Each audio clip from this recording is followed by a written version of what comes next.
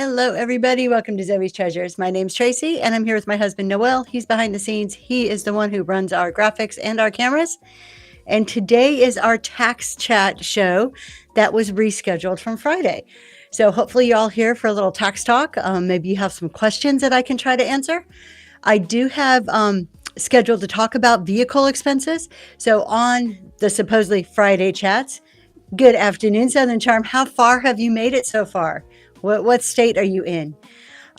So this is rescheduled from Friday. And normally what I've been doing on Fridays is working my way through the Schedule C piece by piece and just kind of going each and every single line. What does it mean? What does the IRS say? What do you need to do?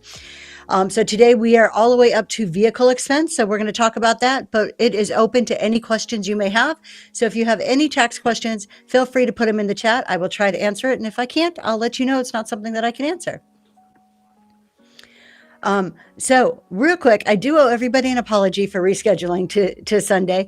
Kind of ironic or hypocritical, whichever way you want to look at it. Friday morning, almost to North Carolina. Awesome. You guys are making pretty good progress.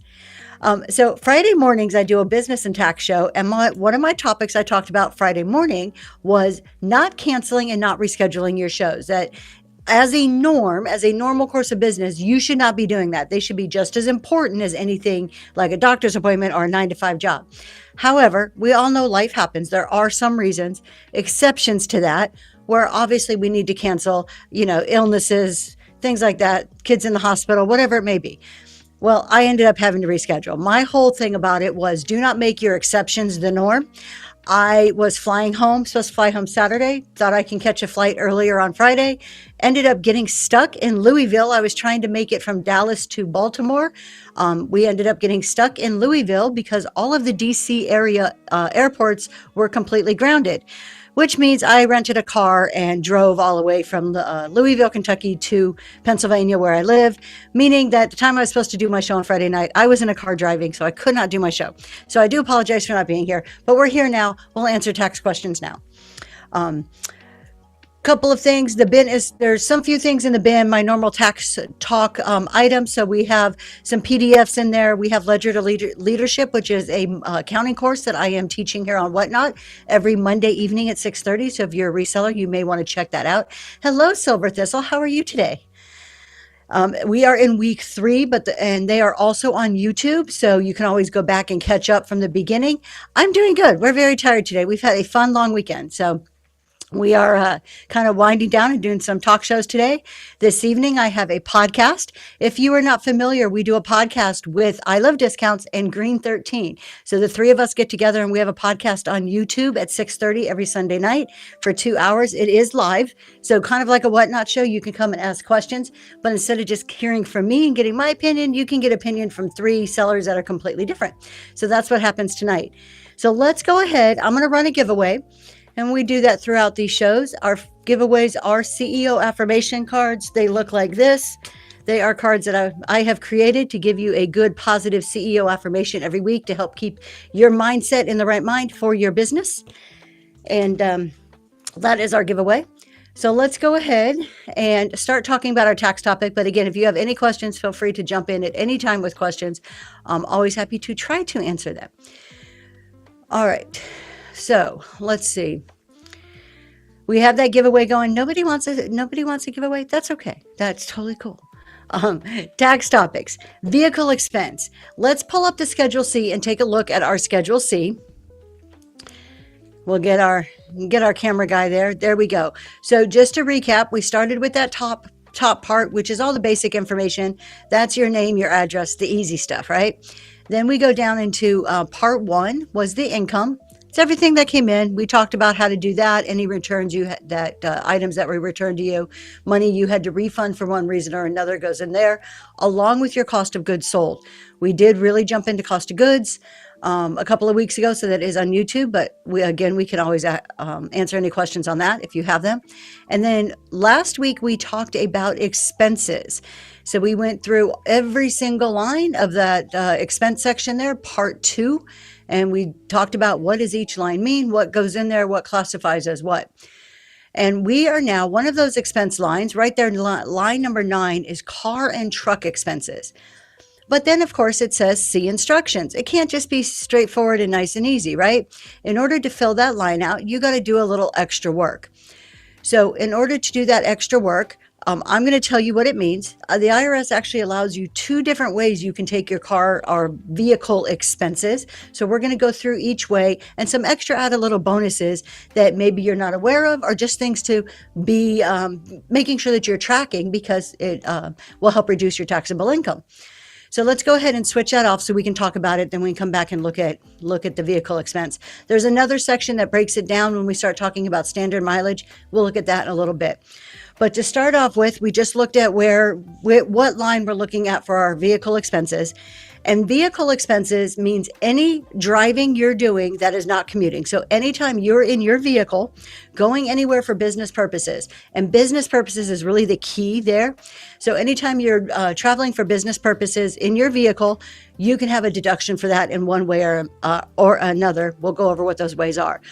What it does not include is normal commuting miles. So just like if you have a 9-to-5 job and you drive to the office every day and then drive home, that's not deductible. You can't put that on your tax return.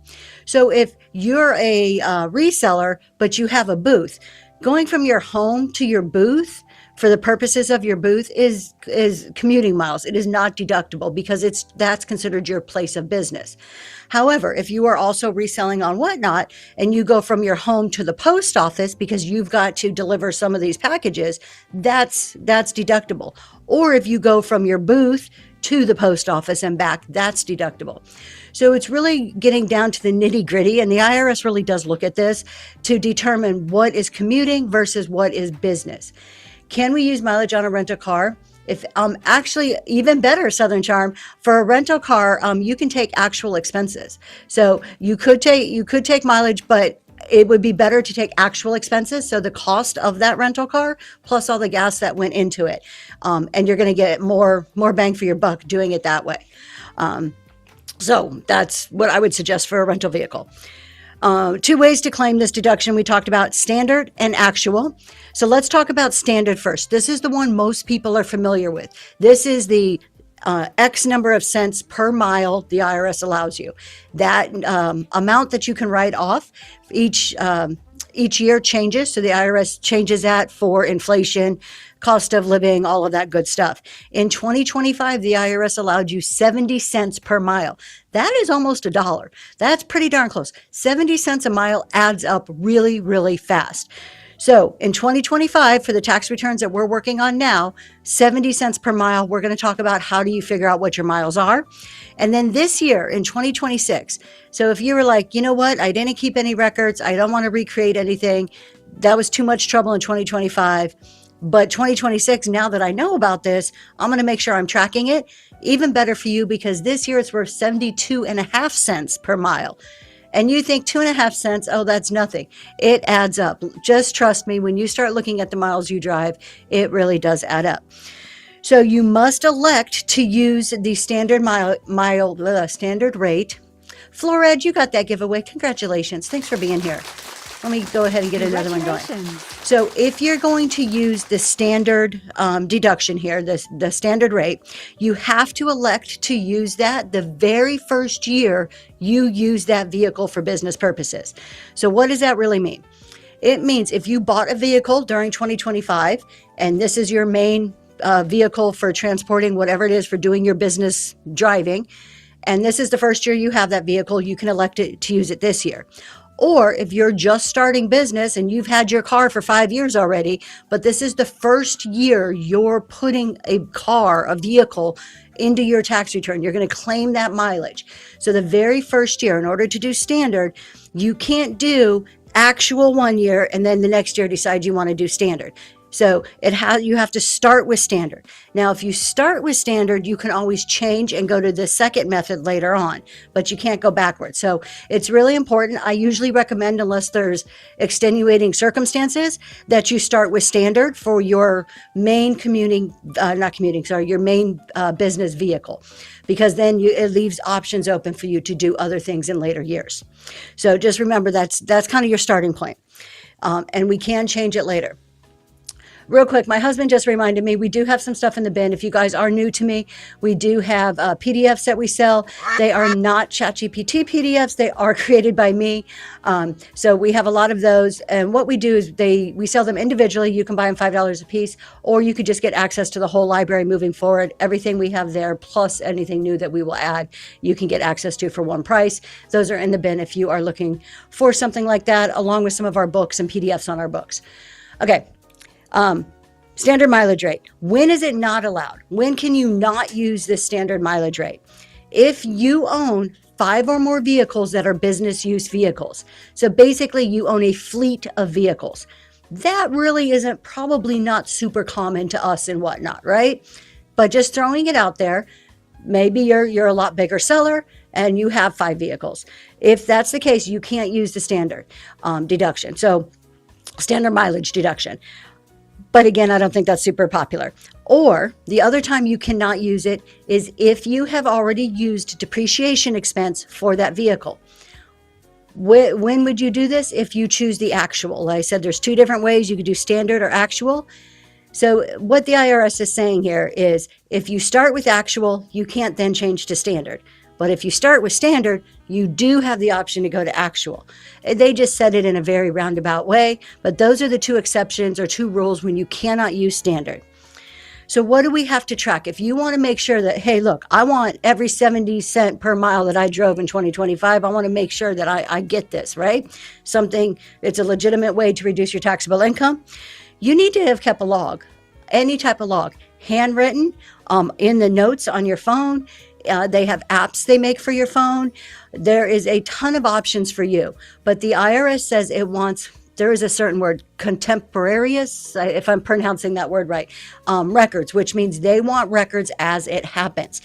This doesn't, according to the IRS, they say, I don't want you sitting here right now at tax time figuring out what you did for last year.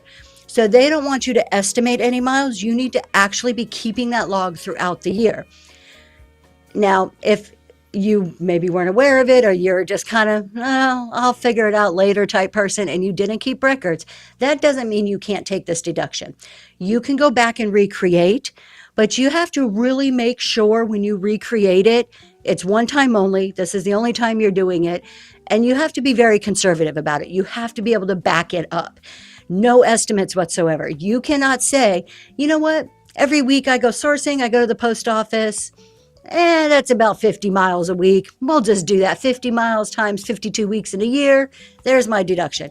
You can't do that. Estimates are allowed. You really, if you have to go back and recreate, the way to do that is to look at your actual receipts.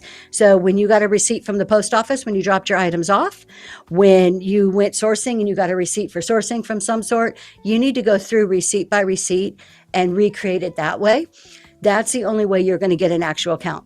So that really shows it's just so much more to your benefit to make sure you're tracking from the get-go. So if you're not doing it for 2026, start today. We're only in March. You still have the rest of this year to make sure that you're claiming all of those mileage expenses. And what is it that you need to track? You need to track the date. So what date did you drive? Welcome in, everybody, if you're just joining. Let's see who's going to get that second giveaway. You're very welcome. Thank you for being here. Tattoo Joe, congratulations. And welcome to Zoe's Treasures. You just got that giveaway. Okay, you need to track the date. Super easy, right? The business use. Now, this is easier than it sounds. You don't need to write a paragraph. You don't even need to write a sentence. You can put post office, 2 words, or you could put 1 word, sourcing. Very simple. What is the business reason why you're going to claim these miles? Doesn't have to be a big, long dissertation on why you were driving your vehicle. 1, 2 words is more than enough. So the date, the business purpose, and how many miles. Really easy. Thank you for sharing the show. I appreciate that. And then how many miles you drove, okay? How many of it was actual business purpose miles? Now, there's some tricks to this. Legitimate tricks. They're not loopholes. They're not skirting the edge of the law. Let's just say I leave my house and I need to go to the post office. Post office is over here, but you know what? I need to get some gas too. But my gas station is over here and I live in the middle. If I go from my house to the gas station, that's not business purpose, right? because this car I use for me and I use for business. I can't count that. I also can't count from the gas station back to my house. But now from my house to the post office, that's deductible, right? And from the post office back to my house, those are the miles that I would put into my log. Now, if I were smart, I would find a gas station along my route. So if I live here and the post office is here, where do I want to find a gas station? Somewhere in the middle of those. Because why? A minor stop like that along your normal route doesn't disqualify you from business miles. So just taking a quick 5 or 10 seconds when you're about to head out on a business errand to think through those errands. Do I need to pick up some groceries along the way? Is there a grocery store that's on the route from the post office that I can just pull into the parking lot? That makes your whole trip a business trip versus, oh, I got a detour over here. Okay, now that doesn't count. So make the most of the gas and the use of your vehicle that you can in a legitimate manner, though. The other thing that you need to document is as of January 1st, every year you should be documenting this. What is the, what is the mileage reading on your odometer as of January 1st? This is one of the questions the IRS will ask you. We're going to go look at that form in a second. You're going to have to put this information in. So every January 1st, there's a couple things you need to do at the end of every single year or the beginning. So December 31st, January 1st. Two really, really important things you need to do for tax purposes. One, take account of your inventory. How much inventory do you have on hand? Not today's topic, but it's important to do. And two, go out to your vehicle and write down what the odometer says, okay? Just because the IRS is going to ask that. Then the IRS actually asks your beginning and your end, but if you did this last year, you already have it. So we'll get to that. We'll show you how that works. So that's all you have to record. If you're sitting there saying, oh, you know what, we're in March, I didn't write this information down, go write it down for today. Go write it down for today, and that's going to be your number, and you move forward with it. It's okay. You're not going to get in trouble for that. So that's standard, okay? Let's go ahead and real quick, I want to pull up the form and show you if you're taking standard, the standard mileage deduction, how do you fill out the form? Where do you put this? We already saw the number goes on line 9 under expenses, but you actually have to fill out another part of the form. So you see line 9 there. Ultimately, that's where that number is going to go. But let's scroll down to part 4, I want to say. Part 4. There we go. Part 4 says information on your vehicle. And then it says to complete this, unless you are not required to file Form 4562 for business, blah, blah, blah, blah, blah. What this is telling you is if you are going to take that standard mileage rate, you need to fill out Part 4. If you are taking actual expenses, you don't have to worry about filling out Part 4. If you take actual expenses, you also have to fill out a Form 4562, which is your depreciation. So we're right now, we're just focused on that 72 or 70 cents a mile for 2025, 72.5 cents for 2026. So line 43 says, when did you place this vehicle in service for business purposes? This was the first thing, one of the first things that I mentioned. You got to know when you placed it in service. They want to know that this is the first year that you are taking the standard deduction. They want to know when you started using your vehicle for business purposes. Doesn't have to be a new vehicle, doesn't have to be a special kind of vehicle, doesn't have to be, it could be any vehicle. Now, there are some special rules for large vehicles. I'll touch on those, but they're not super common, so I'm not going to go heavy into those. When did you start using this vehicle? This is really easy. If this is, let's see who got that giveaway really quick. Callie Thrift, congratulations, you got that giveaway. Thank you for being here. Congratulations. So if you just started your whatnot journey this year, or your reselling journey this year, when did you start your business? Use that date. Whatever date you started your business, you're very welcome. Thank you for being here. Or if you've already been in business, you've probably already done this. So go back and look at what date you put on last year's tax return. If you skipped this last year and you're like, man, I could have done this, I didn't do this, use January 1st. Use that January 1st of the prior, of the prior year. Okay. So 1/1/25, if you're looking at your 2025 tax return that we're in the midst of completing at the moment, right? Okay, so that's line 1. Line 43. The next line 44 in this section says, of the total number of miles you drove on your vehicle during 2025, enter the number of miles you used your vehicle for. This is where your records come in, okay? They want to know how many business miles you drove. They want to know how many commuting miles you drove. And then it goes into other miles. And I know you're thinking, Tracy, you didn't tell me I got to track all this. You just told me to track business. Yeah, that's all we got to track, because I did tell you to write down your odometer reading. If you know what your odometer reading was as of January 1st, you can go and every January 1st, so 1 year, you're writing this down. You know how many total miles you drove in the year. Take January 1st of 2025, January 1st of 2026, do a simple subtraction. You know how many miles you put on your vehicle for the year. And you've been keeping track of your business miles. So you minus out your business miles. Now you have your normal personal commuting miles. So it's not something you necessarily need to track, but by making sure that you're writing that one number down every January 1st, you'll be able to fill out your tax return with no problem for that question. The next line, 45, says, was your vehicle available for personal use during off-duty hours? Pretty simple. What they want to know is this a vehicle that's solely business, or is this a vehicle for you and your business? Was it personal and business or just business? Just answer it honestly. None of this is going to put up red flags for audits. Very simple questions. For line 46 is the next question. It says, do you or your spouse have another vehicle available for personal use? Another yes or no question. They just want to know. What this question says is, if you say that they're getting some reasonableness, the IRS is kind of feeling you out. Any of you parents here, and I'll give you a little analogy to kind of show you this is how the IRS is thinking with these questions. Anybody here have kids?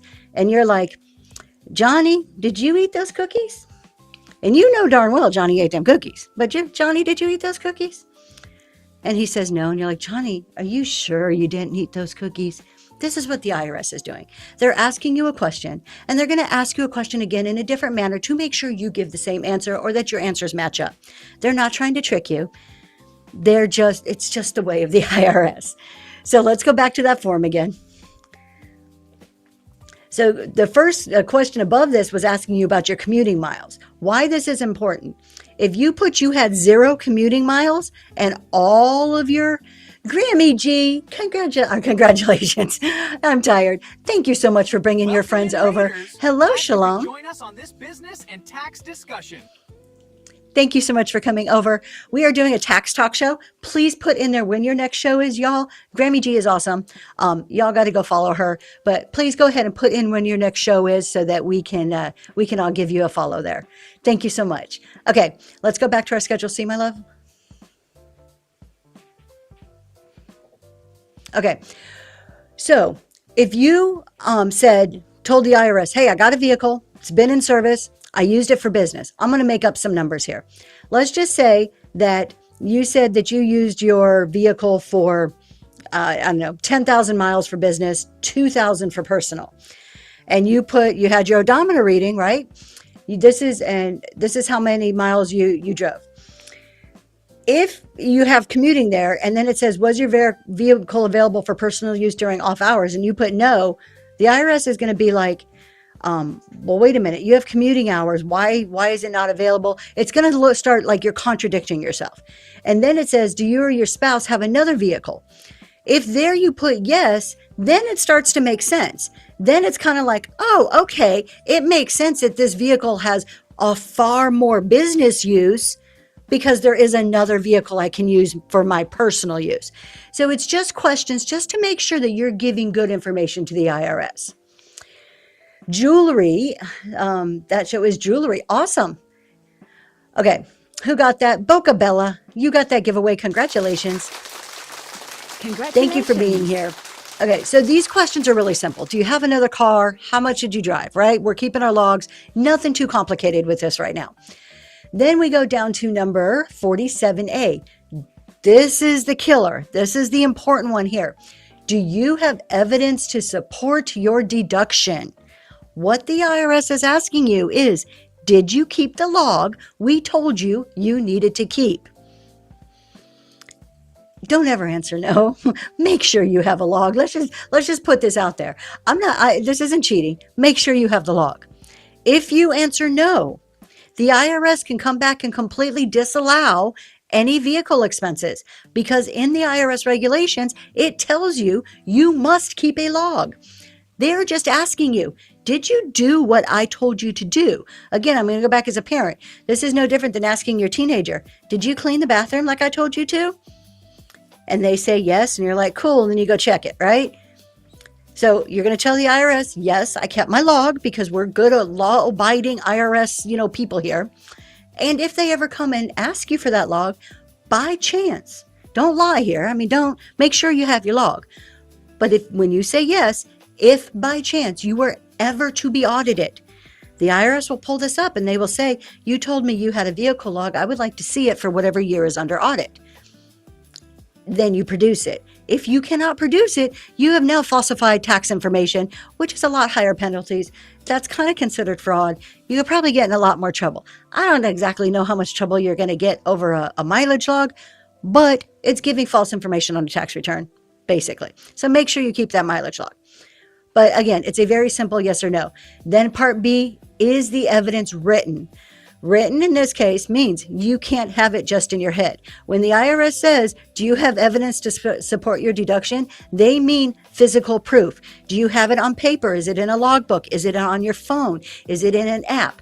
Apps, electronic versions of a log is totally acceptable. They just have not changed the written verbiage to come up with like written or electronic proof. Written will cover both of that. It's okay to have electronic versions of your log. So is it written? What they're saying is you cannot just have it in your head. That's all there is. It has to be a physical log. I have harped on this a lot, but it is so important that you do this. And it's not complicated. Again, if you're not a techie person, I tried doing it on my phone for a while. It was pretty good. But honestly, for me, I think I have will always recommend the KISS method. So keep it simple as you possibly can. That works for you.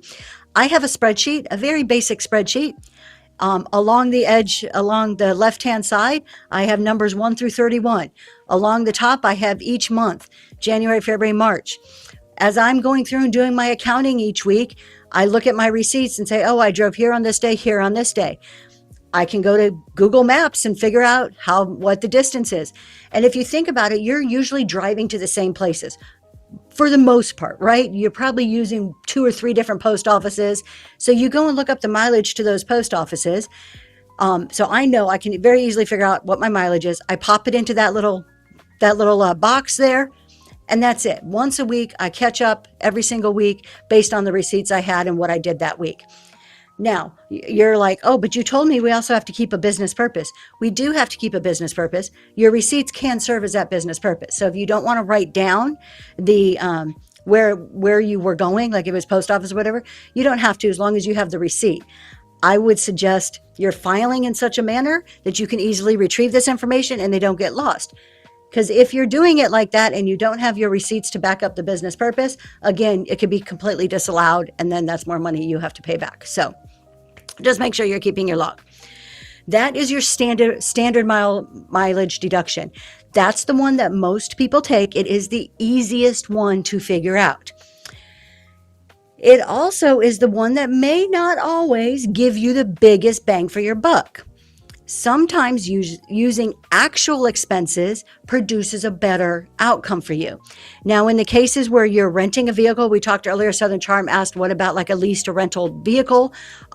You can take actual and you can do standard for your own personal vehicle throughout the whole year. And then you can take that actual and combine that expense only when we're talking about a very short-term rental vehicle, and put it into that one box, row 9 under your expenses. So, however, you can't, on your personal vehicle that you use all year long, you cannot take both of these for your personal vehicle. The only time that you're allowed to combine something is if you're using your standard. Jenny Portland, you got that giveaway. Congratulations, and thank you for being here.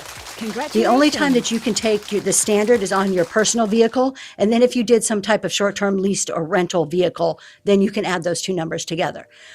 But you can't do your personal vehicle under standard and actual and try to get this big deduction. It doesn't work that way. That's called double dipping. The IRS does not like that very much. So let's just focus on actual right now. So actual expenses are just what they sound like. This is the actual cash dollars that you spend for your vehicle and the maintenance of that vehicle. Some of the things that you can deduct under actual are the license, if you have any like registration licensing fees, if you got to pay a fee every year for your tags on your car, so that type of expense. Gas, all your gasoline, oil changes, any additional types of registration fees, new tires, insurance, that can add up really quick, right? If you have to rent a garage or a parking space for that vehicle, think of really populated cities. New York, for instance, maybe LA. Some of these cities don't have free parking. You're going to pay to park no matter where you park. Those are expenses that can be added in here. Tolls, parking when you go somewhere. If you go to a convention or you're staying at a hotel for business purposes and you've got to pay for the parking fee. So parking fees, and then any other repairs, anything, would happen. You need new brakes on the vehicle, stuff like that. The other thing that the expense that can go into your actual is what we call depreciation. So depreciation in itself, I can spend hours talking about it. So I'm not going to really dive into it. We do have on YouTube, we have some, I think like 2 or 3 shows ago, we dove heavy into what depreciation is. Basically, it means if you were taking the actual expenses of your vehicle, you've also paid for that vehicle. So the cost of that vehicle could be claimed as an expense over the life of that vehicle. So the life is usually 7 to 10 years, depending on the vehicle itself. You paid, let's just keep simple math here. Say you bought a used car for $10,000. The life of that is 10 years. You could take $1,000 a year as depreciation. So you're probably sitting there thinking, wow, there's a whole lot more that I could deduct if I do actual expenses versus 70 cents a mile. There is. Well, there's a whole lot more administrative work and time-consuming record keeping that you have to put into it, and some additional things, I don't want to call them penalties, but things you need to think about on the back end that may not make the actual worthwhile. So, number one, regardless of which one you're using, you can only take the actual expense that is used for the business. So just like standard, where they asked you what your business miles were and what your commuting miles were, same here. You can only take your business use percent. So think about this. For standard, we have to keep a log, right? Because we need to know what our business use is. Well, for actual, we need to know what our business use is. How do we know what our business use is? We got to still keep that log. You're not going to get away from keeping that log. So now you're keeping a log for actual because we need to know what the business use is. And you're tracking all these other expenses. And so let's just say that for actual, you use your car 30% of the time is business. So all those expenses I just talked about, 30% of those would be deductible under the actual expense method for your vehicle expenses. It's a lot of record keeping. And it may really not be a whole lot more than the 70 cents. It just depends what you're paying. Depends if you had big repairs or not. But let's keep in mind, the very first year you put your vehicle in service, and this is kind of the point, I'm going to go back to the beginning here so you can see why I made such a point about this. The very first year you put your vehicle in service, not the year you bought it, the year you started to use it for business. I said if you're going to pick standard, our standard is the one to pick because your standard mileage you can change to actual later on. But if you pick actual that very first year, you are stuck with actual until you start to use another vehicle. For as long as you are using that vehicle, the first year, if you pick actual, you cannot change to standard. So if you do actual the first year, because you're like, man, this sounds way better, and you get to the end of the year and you realize, man, that was a lot of record keeping. That was a lot of my time chasing down receipts and logging this and that, and I don't want to do this anymore, you're screwed. You don't have an option to go another way. So it's something to really think about. The other side of this is, keep in mind, a lot of us don't have a vehicle that is solely for business. Most of us are using it for personal and business. Let's see who got that giveaway, and then I'll keep talking. Southern Charm, congratulations. I'll find a postcard that I haven't already sent you. Thanks for being here. So when we're using it for personal and business, If we take actual mileage, I'm trying to think of the most direct, like straightforward way to say this and not in tax talk. When we take the actual mileage, we are taking depreciation. I mentioned that's accounting for the use of that vehicle over its life, right? Well, when we go to sell it, because we've already taken some of the gain on that vehicle, we've got some benefit from that vehicle, the sale of that vehicle every single year, tax-free. When we sell it, some of that becomes taxable income at that time. There's a lot more nuance to it. I'm making it a very simplified kind of explanation. There's a lot of nuance to that. That can mean very little tax, like $1 or $2, or that can mean hundreds of dollars. It all depends on the unique set facts and circumstances of your situation. How much was personal? How much was business? How much is the vehicle worth? How much did you sell it for? There's a lot of factors that I can't give you an exact number. What the point I'm making is that by taking actual, depending on what's going to happen to that vehicle, there could be repercussions that could hurt or not hurt down the road when you dispose of that vehicle. And if we think about this in real life, some people will get a vehicle and drive it till it's dead and junk it. $500 goes to the junkyard. A lot of us trade in our vehicles every few years. Maybe it's every 2, 3, 6, or 7 years.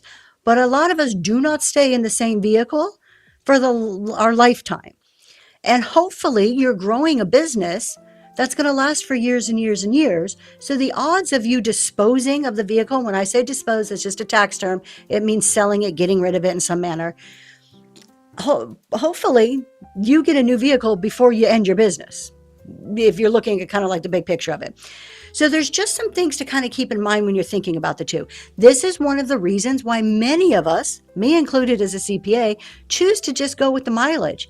It's so much easier. I got to keep the log anyways. I'm going to get 70 cents for 2025 on every mile I drove. That's all I need to do. I fill out a couple of lines on a Schedule C. I'm done with it. I don't have any future concerns, any worries about when I sell it, how is it going to affect me. I don't got to keep all these other records. So I don't want to discourage you from one or the other. The simple method, or the standard method, is really the simplest, but you do have choices here. And this is where I would suggest, if this is the first year you have used your vehicle for business, it's definitely worth talking to somebody, a tax professional or a CPA, to maybe get their input and see which way would be best. Because again, if you pick actual, you're stuck with it. You got to use it for the life of that vehicle, or until you switch it out for another vehicle. Okay, so that's the two methods, standard or actual. There are a few other extra little things here that you get to deduct when you take the standard method. So there are some of those things I mentioned earlier for actual that you actually could take advantage of as standard. Let me tell you what those are. Oh, hold on.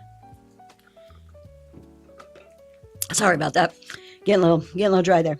Okay. Interest expense. This is new. In 2025, they just came out with this. This was part of the Big Beautiful Bill Act, which came out on July 4th, 2025.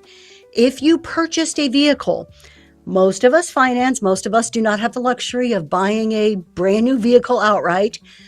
If you financed a vehicle, you have taken a loan from somebody and you're paying interest on that loan for the most part, because the 0% stuff went away a few years ago. The interest now can be deductible. You can deduct it on Schedule C, where we were just talking, and your personal return based on the business use of that vehicle. So, I mean, think about this. If you go and buy a new car, and I'm thinking like an average price car here. I'm not talking Mercedes fancy, BMW fancy here, or Lexus stuff. I'm like, let's go, I don't know, Toyota Camry or so, $35,000.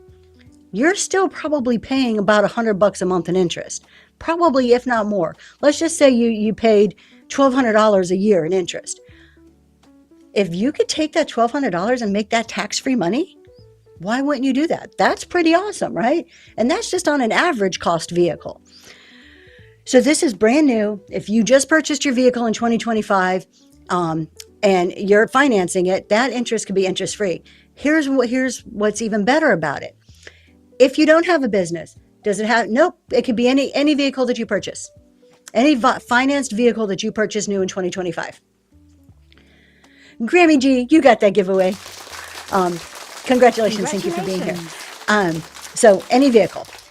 And most of you are probably here because you are a reseller and you have a Schedule C. But this is information you can pass along to maybe a kid or a cousin or a coworker or whatever else. Even if you don't file a Schedule C, you don't have to be a business owner to take advantage of this new deduction, because it's a personal deduction that we're taking advantage of from a business perspective. So if you don't file a Schedule C, you don't have any business income to be filing a Schedule C. You can still claim your interest expense that you paid on a new vehicle for 2025 on your Schedule A. That's the form that you itemize your expenses on on your personal tax return. So now you as a business come in and you're like, hey, I bought a truck last year. I'm financing a truck. We got it in, October, September, somewhere around there of 2025. So I'm like, hey, this is great. I can get a little bit of break here, right?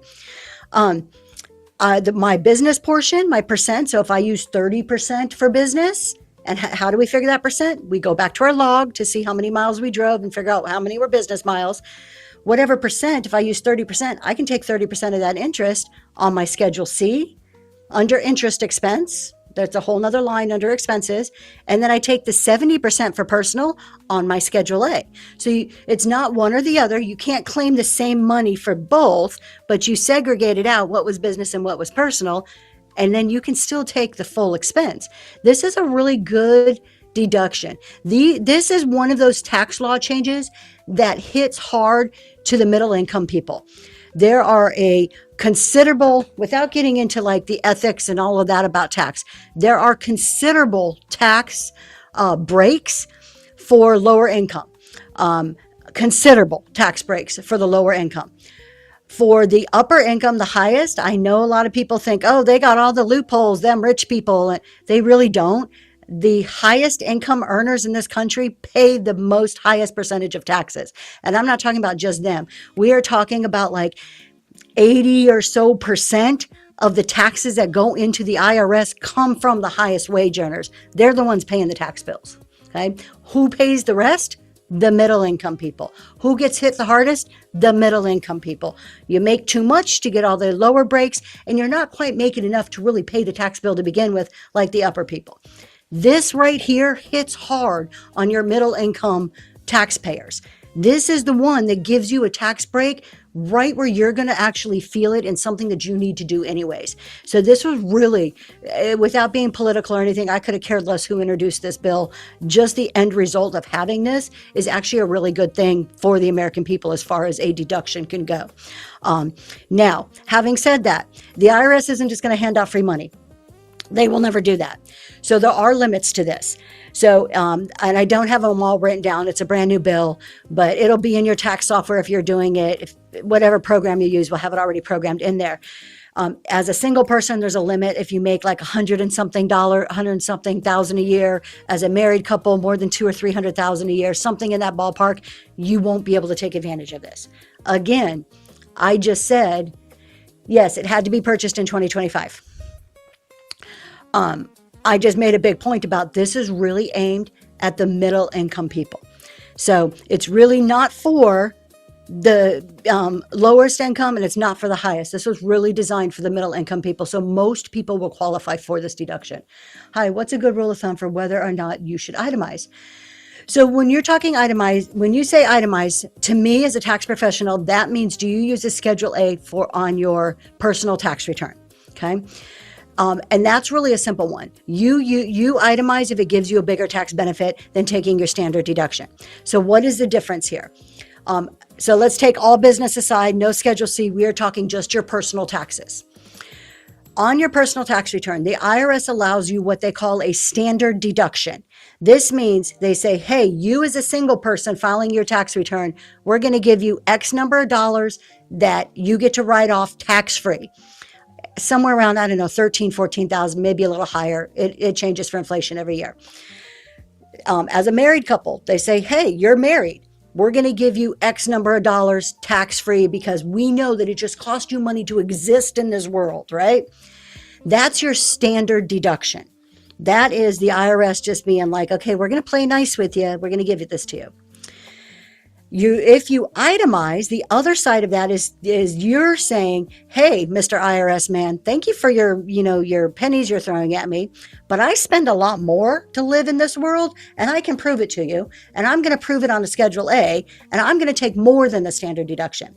So on your Schedule A, your itemized deductions are expenses such as real estate taxes, your state taxes on your federal return. So if you live in a state that you pay state taxes to, then those taxes you pay to the state are deductible on a Schedule A. You can itemize them on your Schedule A for your federal return.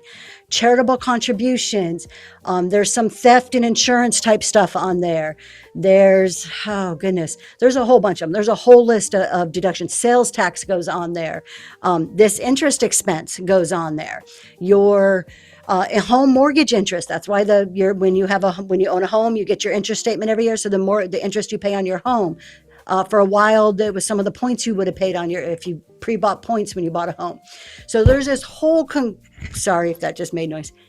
There's a whole conglomerate of expenses that if you add them all up, miles driven for charity, miles driven for medical, like all of this goes on your Schedule A to itemize. If all of those together equal more than your standard deduction, I'm pulling numbers out of thin air here, but it could be like, hey, I'm a single person, my standard deductions, $14,500.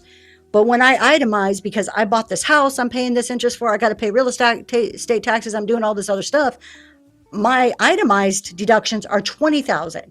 You're like, sorry, Mr. IRS man, I'm taking $20,000. So it's better for you if your itemized deductions exceed your standard deduction. If they don't, if let's say the other way is 14.5 for your standard and your itemized comes to 10,000, don't take the itemized. You're screwing yourself out of $4,500. If I'm still on Whatnot and had to buy items, are those purchases pay off the deductions? Okay, I think what you're asking about are the items you buy to sell on Whatnot deductible on your tax return. Just put a yes or no if that's the yes. Okay. That is what's called your cost of goods sold. So there are technically two ways to do this. I'm not going to go super in depth, but we're going to tell you. Okay, we just do online tax prep, and I always feel like our return is so small having 2 kids in a home. Okay. So let's just talk about cost of goods really quick here. When you buy something, you take dollars, you take your hard-earned cash dollars, and you're going to go buy inventory to sell on a Whatnot show. I'm taking my dollars and I'm trading it for inventory. That's all I'm doing. It's still an asset. It's still just something I own. At this point, my inventory isn't an expense to me. There's no deductibility there at that point. Then I do a Whatnot show and I sell that item. Whatever I sell it for is income to me, but then the price I paid for it, when I traded my dollars for it, when the price I paid becomes an expense, completely deductible on your tax return at that time. That is the most common way. It's called cost of goods sold. COGS, cost of goods sold. The sold part is the one people want to forget about all the time. It does not become a cost, an expense until you sell it. That is the most common way to do it. There is another way to do it, which is called the IRS allows. It's not proper accounting. It is not your generally accepted accounting principles. It is only for tax purposes. You can say everything I bought, whether you sold it or not, I want to take the expense for all of my inventory that I purchased in 2025, and you can write it all off. Totally legit for tax purposes. I do not suggest it unless you are working with a tax professional who can walk you through the implications of that. What happens is you buy $10,000 of stuff in 2025, right? And you don't sell, you're just getting going. Maybe you sell $2,000. Okay, so you have $2,000 of income, but you had $10,000 of merchandise you bought to sell. And you're like, man, I'm just going to write it all off. We're going to do this cash method thing that Tracy talked about. So you have $2,000 of income, $10,000 of stuff you bought. Now you have an $8,000 loss on your tax return. Depending on your circumstances, that may offset other earned income that you have, which can reduce your taxes drastically, maybe throw you into a lower bracket, get a better I forget the name of the credit, some of the other credits for the lower income. So it may, 1 year may look really great. Like, wow, doing that just got me a $10,000 return. Yay, me, right? But then what happens next year? You've just wrote off all that inventory. You sell the other $8,000 worth of inventory, and now you have no expense to put against it. While you may give yourself a benefit one year, you can completely screw yourself for the next if you're not doing proper tax planning. It's not to say that there's only one, like you should do one or the other. You should do the one that works best for proper tax planning purposes. What are you doing this year? What are you doing next year? What are the plans of your business? What does your taxable income look like? What other sources of income do you have? So hopefully that answered your question. I probably gave you a little too much information, but I wanted you to understand that there are two ways. So ultimately what you buy does become an expense and deductible on your return. Okay, so we talked about interest expense. We talked about how it could be limited. You are very welcome. Thank you for asking questions. The other thing, no matter what, and the interest expense, that's available no matter which of the standard or the actual mileage that you decide to take, which either one of those deductions, interest is available to you. Parking and fees is the other expense that's available to you, regardless if you're taking standard mileage or actual, standard deduction or actual. Parking and fees. So if I say, you know what, I'm going to keep my log. I'm going to be happy with the 70 cents a mile, but I had to park. I went to a conference, the place where, I source at, I've got to put quarters in the parking meter every time. And over the course of the year, that's added up to, some money. And you want to take all those parking fees. You can still take all of those. You can still add that. You take your 70 cents, but you can also still deduct all of your parking fees. So that's over and above. And now the other item we're going to talk about, the last one that goes into your whole vehicle, is when you have to rent a car. Maybe like friends that just came and visited, they have their vehicles, but they wanted something bigger because they knew they were doing a ton of shopping. They were going multi-state sourcing trip, and they need a big vehicle to fill up all the goodies that they found to buy, right? So they rent a vehicle. That's deductible because it is business purposes. Now, if you're renting a vehicle to move your cousin Joe from, his new house to his old house to his new house, that's not deductible. That's not business. But if you're renting a vehicle to go on a multi-state trip, to go sourcing, that's deductible. The cost of the rental is totally deductible. The gas you put in there is totally deductible. The parking fees, tolls that you may have paid on like toll roads, fully deductible. There are a few rules around this. That rental needs to be 30 days or less. If it's 30 days or less, you can just keep all those receipts, add it all up, you're good to go. If it's more than 30 days, the IRS starts looking at this like, is it really a rental at that point? You can still take the deductions, but they could start to become limited. There's what's called imputed cost, very detailed concept in accounting, but basically the IRS says, I don't think all of this is business. We're going to impute some personal expense to you here, and it reduces your deduction. Can you write me a receipt for parking? No, but maybe. No. Let's see. What can we call that? I'm not so sure. I told you we were going to charge on the way out. Mm-hmm. So the other thing, if you are renting, so the IRS doesn't call it renting. They call it leasing a vehicle. Today, I purposely changed the word lease to rent, not to be deceitful on what the IRS says, but to make sure that I'm explaining the concept correctly. Because I don't know about you, but when I hear the word lease a vehicle, it doesn't make me think of a short-term rental. Leasing a vehicle in my head makes me think of, I don't want to buy this outright. I'm going to go to the Ford dealership and I'm going to lease this truck for 2 years. And then when I'm tired of it, I'm going to go switch it out and just lease another vehicle. So I was really careful on the words I used. However, I do want you to know the IRS calls it leasing. So if you are to go and look, everything I am telling you, nothing is proprietary information here. All of everything I am telling you today, you can verify, you can find out for yourself. You can be like, I'm not so sure about that girl if she's right or not. At www.irs.gov, that's the website you would go to. And in their search bar, you would put in vehicle expenses and you can find all this information.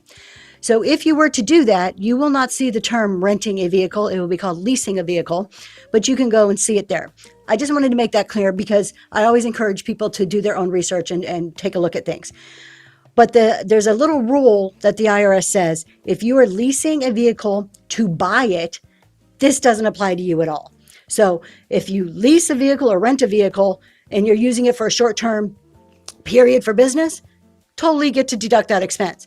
But if you're leasing or renting a vehicle to buy it, nope, you're disqualified. Can't do that. Can't get that deduction for that purpose. So where this would come in is in those cases of leasing, if you're leasing something and you're leasing to buy, or you have a buyout option, it's not always that your intent is to buy it, but you have a buyout option, that would be enough to disqualify you from it. So that's why I changed it to renting, because it's really more like you are really renting and not that term of leasing that we generally think it is. That is everything I have on vehicle expenses, you guys. I've been talking almost for an hour, but if you have questions, ask me. It doesn't have to be about vehicle expenses. I just usually will pick that. I'm going to do one more giveaway here. I just picked that as we've been going through our Schedule C. So I wanted to just to kind of keep going through it and have a topic to talk about, just in case you guys were like, I'm not too sure what to ask, or I'm too shy to ask something. I am always available. I'm going to be honest with you, it may take me 24 hours to answer you, but I'm also always available on DMs on whatnot. If I rent a vehicle to do multi-state sourcing and friends come along for fun, does that affect? Nope, not at all, because you're the business owner, you're the one renting the vehicle. IRS could care less who's in that vehicle with you. But if they intend to do any claims, only you can claim it. Correct. Only one person can claim it on the return. That is true. The other thing to think about is, while we're not talking necessarily travel, let me get this question. How far back can you get your taxes reviewed by a professional, and how much trouble is it? It's not really a lot of trouble. You can usually, okay, I'm going off the top of my head here. I want to say 3 years. You have up to 3 years to do an amended return. So if you file a tax return, it may be able to go back further. Can you Google that real quick? Take a look, just do how many years do you have to do an amended return? If you have an accountant look at it, if you think that you've missed big deductions, it could be worth it. If there are big things that you're hearing that you're like, this is worth a few thousand, if what you think you can get back is more than what you're going to pay a professional. Most CPAs to do this are going to charge you $200 to $500 an hour, and this is probably a multi-hour to go through a tax return and look at everything. Is probably at least 2 to 5 hours.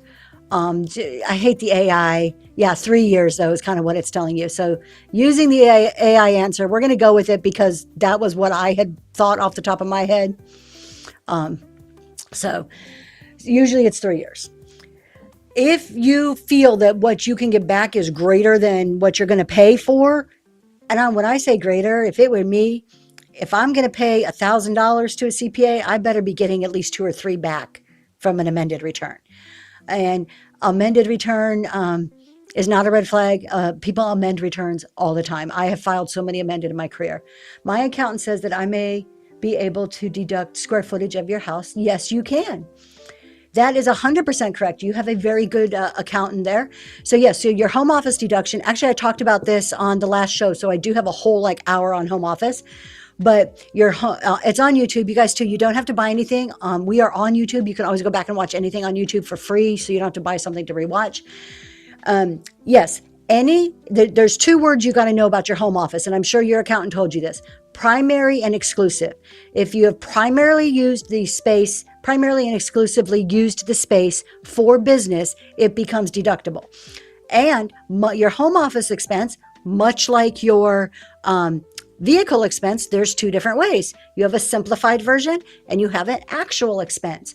Your simplified version says, IRS says, you know what? We really like you. We love the fact that you are an entrepreneur, and we're just going to give you up to $1,500 right there. You don't really have to do too much. You just make sure you have your documentation. We'll give you a $1,500 deduction for home office. That's the simplified method. The up to 300 square feet. 300 square feet is the max on that. The actual method is you got to keep track of the actual space that you use. And when they say space, it doesn't have to be a fully blocked off room or a room used solely for that purpose. It has to be the space itself used primarily and exclusively. In my basement, we have a curtain and we have a studio that we use solely and exclusively for whatnot. I just measure it. What's the square footage? That's what I can deduct. If you have a bedroom, and this is like my favorite because a lot of people have something like this. If you have a guest bed on one side of the bedroom, because occasionally people come and need to stay in your guest bed. But the other half is maybe some ring lights in your studio, whatever you use to run your shows, some of your inventory. You just measure the half that's used that doesn't include the bed. Measure your whatnot half. You can also take space if you have a storage space separately.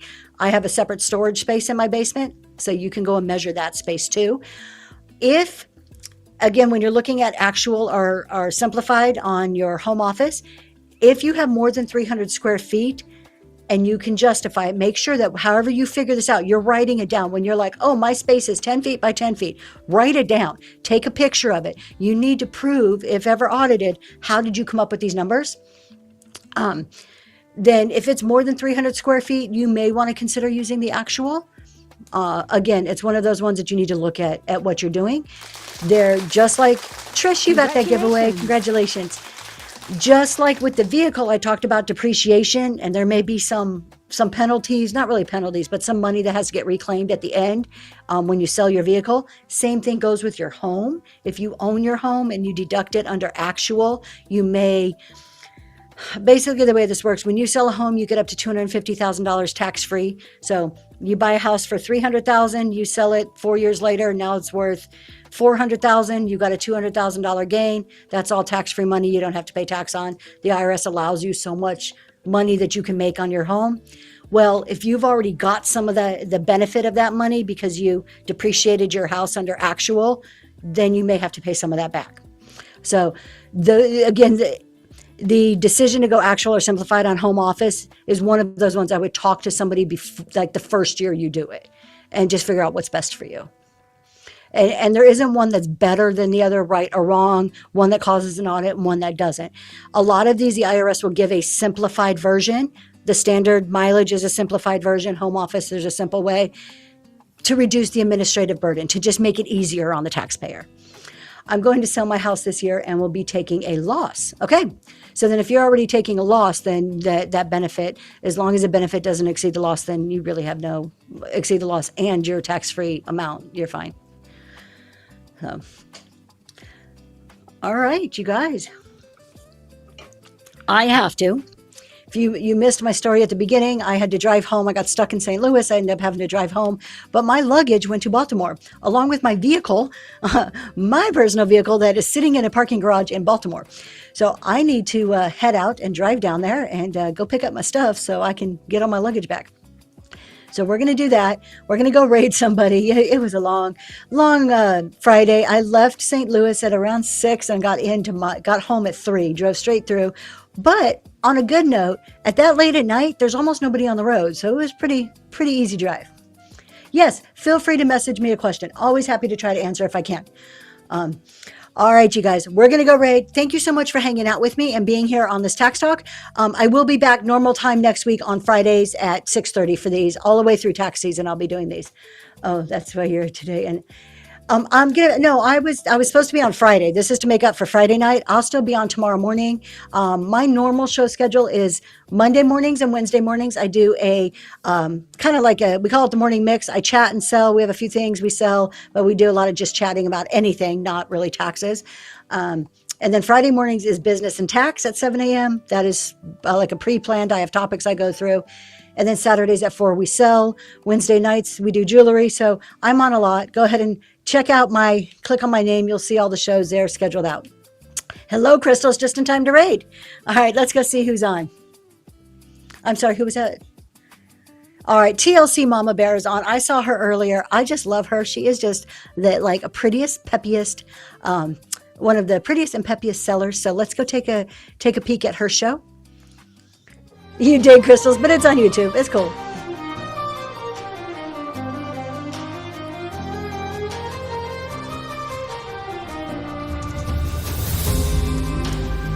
There she is.